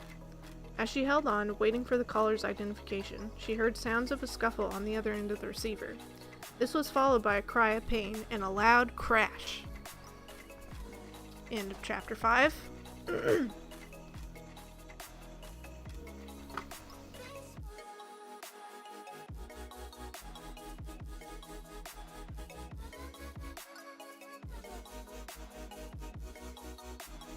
This is an E for everyone stream. Pretty sure. PG and E. Woo page on the prowl hype. Such plot theft. Grin mischievously, the only way I grin. Food. I wish I had some. Yeah. Yeah, it's probably about time to eat. Throws food at computer for terror. That can only go well. After one brief ring, the phone on the other end was picked up. Is this a crank call? Oh, sorry, Terry. I deleted the counter. Since we kind of never used it, and then we're done with that book, so we don't need to use it.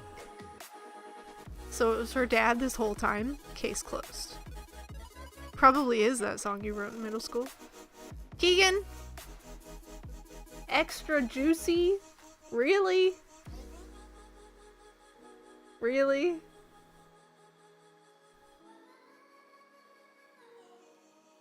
PJ stream! End of chapter 5, loud crash. Crank call hype. Thank you. You read it. Now the command is a crank call? I don't have a command for it anymore.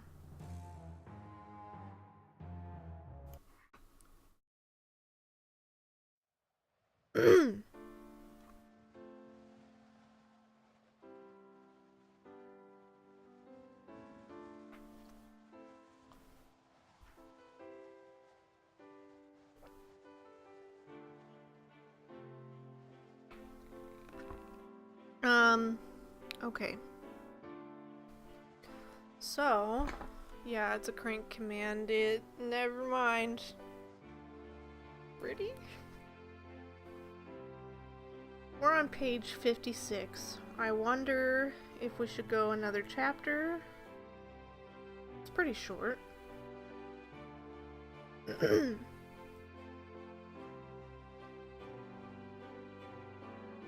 guys want to go another chapter? Yes or no? In the meantime, I'll eat a piece of chocolate.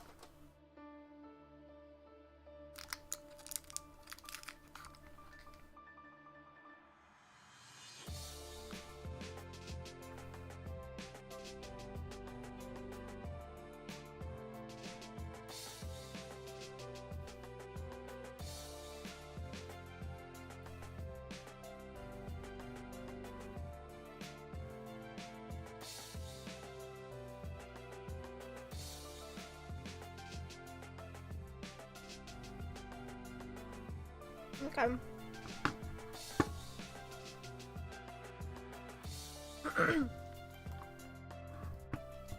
We will go one more chapter then.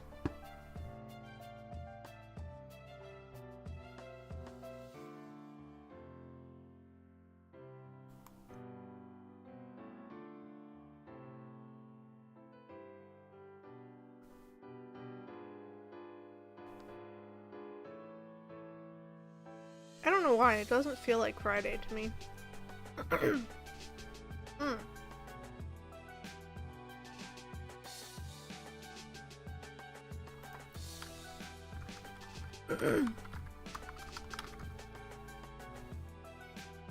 Wow, 13 days.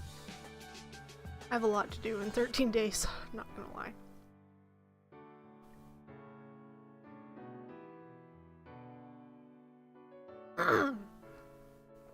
Chocolate eat stream hype. You know it. Okay. Let's do one more chapter, you guys. How are you liking it so far? I feel like, I almost feel like I've already read it because it's so similar to Clock, if that makes any sense.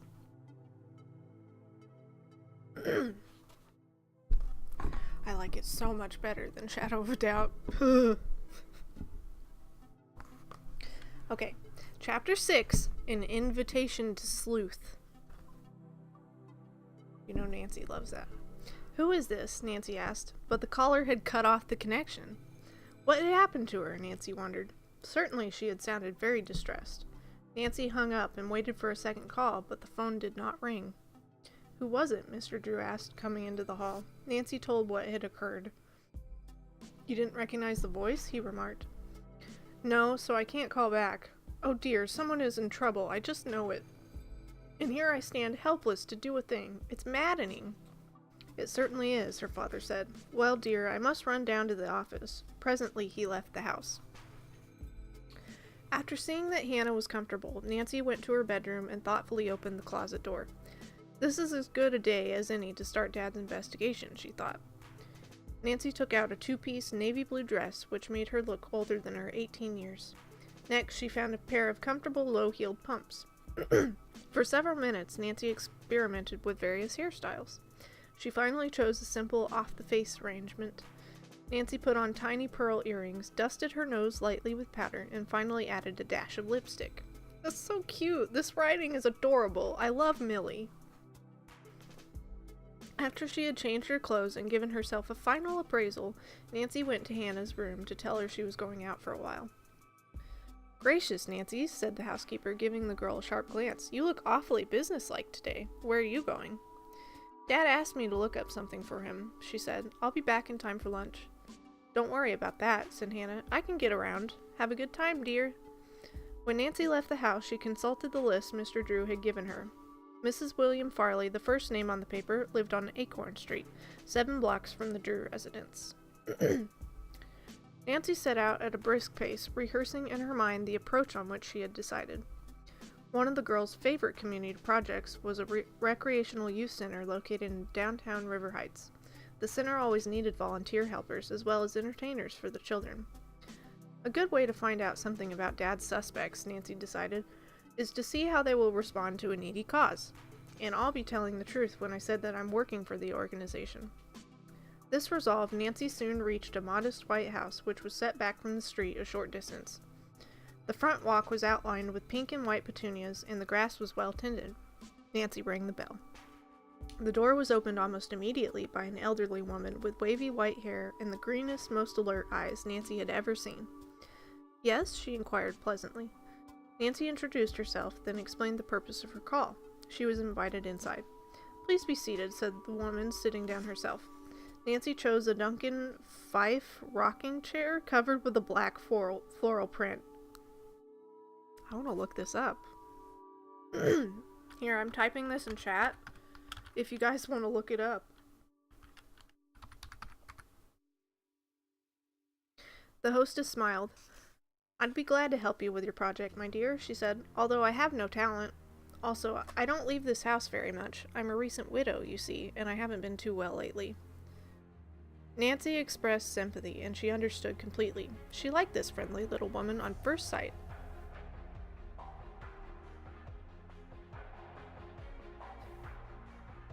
The song. Would a small check help your cause? The widow asked. Perhaps you could buy some equipment for the children. That would be wonderful, Nancy said, but I'm not soliciting funds. Mrs. Farley smiled shyly. I realize this, she said, but there's so little I can do to help others. Mr. Farley left most of his estate, which was modest, in trust, and I have only a tiny income to live on. The woman arose, and despite Nancy's protests, went to the desk where she wrote out a check. Nancy thanked her profusely, for she realized that this was a sacrifice on the widow's part. I'm glad I can help, said Mrs. Farley. Please come see me again and tell me how the youth center is coming along. Nancy promised to do this. After a few more minutes of conversation, she bade Mrs. Farley goodbye and left the house. If I'm a judge of human nature, thought Nancy, that woman never did a mean thing in her life. When she reached the sidewalk, Nancy took out Mr. Drew's list from her handbag. Thoughtfully, she crossed out Mrs. Farley's name. Herbert Brown, the next suspect, lived in River Heights Estates, a rather exclusive housing area located on the outskirts of the city. It's kind of a long walk, Nancy told herself, but it will do me so good. But it will do me good. As Nancy strolled along, she was so engrossed with her thoughts that she failed to notice a tan sedan whose driver cruised by, honked the horn, then pulled over to the curb. As the door opened, a good-looking young man about 18 called, "Hi, Nancy." To her surprise, she saw Don Cameron, who had been a fellow student at River Heights High School. Nancy had, in fact, gone to the spring prom with the tall, black-haired boy. "Hello, Don," she said. "What are you doing home? I thought you were working on your uncle's farm this summer before going to college." Don grinned engagingly. "I've been picking string beans and berries and hoeing potatoes for nearly a month," he replied, "but I have a leave of absence to attend my sister's wedding this Friday." Nancy had read of Janet Cameron's wedding plans in the River Heights Gazette 2 weeks before. "Jan must be excited," she exclaimed. "Everyone at home is going round in circles," Dawn stated, laughing. "Bill Bent, my brother-in-law, is no better."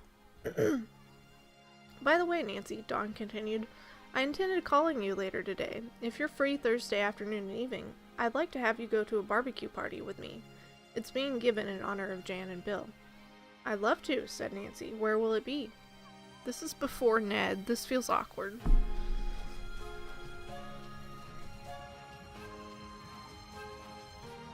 I don't know if I like this yet. At the Herbert Brown's home in River Heights Estate, Dawn said. "Their daughter..." Wow, how convenient. "Their daughter, Lynn, is Jan's maid of honor." Herbert Brown? One of the possible suspects in the bank's security theft. Nancy could scarcely conceal her excitement, although she did not like the idea of spying on a host. Come on, let's be real, Nancy. You love it. Here was an excellent chance for her to find out what Mr. Brown was like. "What time does the barbecue begin?" Nancy asked. "I'll call for you at 4, said Dawn. He offered to drive Nancy home, and she hopped in beside him. When the young sleuth entered the house, she found Hannah in the living room. "My goodness," the housekeeper exclaimed. "You haven't solved the mystery already?" "I gave up," Nancy teased. "What?" With a grin, Nancy told why she had postponed her trip. "I'll get some lunch for us," Nancy offered, "and then drive to the other 2 places on the list." Hannah chuckled. "Since you said you'd be home," she said, "I prepared a fresh fruit salad. It's in the refrigerator. And rolls ready to pop into the oven." "You're a fine patient," Nancy scolded. "I feel better keeping busy," Hannah countered. Nancy asked whether there had been any telephone calls in her absence. "No, but you did get a postcard in the mail." Nancy went to the mail tray in the hall and recognized Helen Corning's writing. The message read, "Dear Nancy, Aunt June and I have decided to take a week's automobile trip up north. We'll return directly to River Heights. Plan to stop and see Laura Pendleton on our way. Hope Hannah is better. Love, Helen." Nancy read the card aloud and commented, "I hope Helen lets me know how everything is at the Aborns' home. Anyway, I'm going to call Laura myself in a few days to find out how she is and make a date with her to come here." "Do you think her guardian will let her leave his care so soon?" the housekeeper asked as she reached for her crutches. When there was no reply, Hannah looked out toward the hall. Nancy's normally rosy complexion was deadly white. She looked as if she were about to faint. Okay, end of chapter 6. This song is weird too.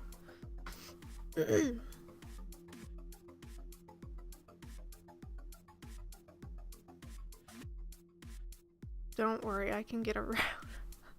Terry? Duncan Fife. No, but like really, I want to look up what a Duncan Fife rocking chair looked like. I'm curious. Duncan Fife rocking chair. Oops. I clicked on something on accident. Okay. I'm glad that they specifically stated who it was. I don't know, there's a lot of variation in these pictures.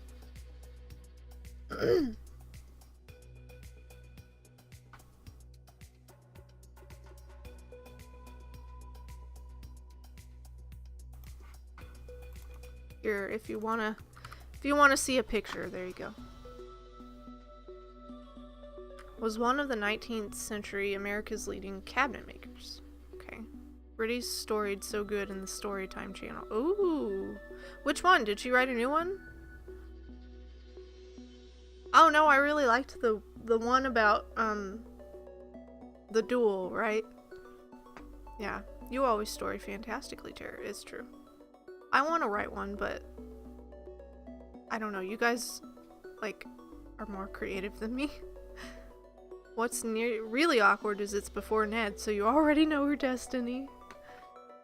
Poor Ned winding up with Nancy. Hey! Oh yeah, I guess that's true. Someone who pretends to not love spying on people when she secretly loves it. Oh, I didn't Google well enough. No, I just wanted to see a picture. That's all. Same one you read. No, it's the cookie one. Cookies! Yeah. Chapter 3 hype? I don't know, my last one was kind of crap. No, I liked it. I think you're right, Shannon. Okay, so, yeah, I'll probably leave it there. And we'll continue. Ooh. I don't know. We'll continue with this book next week, on Friday. Hopefully. I don't know if it'll be the same time. I don't know. It depends on Friday is when I'm getting my hair done again. I don't know how long that'll take. So tentatively 2 p.m. to finish, not finish, but continue reading the book. In other news, tomorrow, I'm still planning on doing a celebration stream for becoming affiliate officially. And right now I have that set for 1:30, and it'll probably be a longer stream, and we're going to be playing Stardew Valley, and you guys get to help me create a farm. I'm going to take your input, and you're going to name things and choose which kind of professions we go into and all that kind of stuff. So it's going to be a chat-led, decided Stardew Valley farm, and I'm very excited. So, question is, I don't know if I'll stream it from the computer or the Switch. I don't know. I'll have to think about that. Yeah. Other than that, I will hopefully see you guys tomorrow.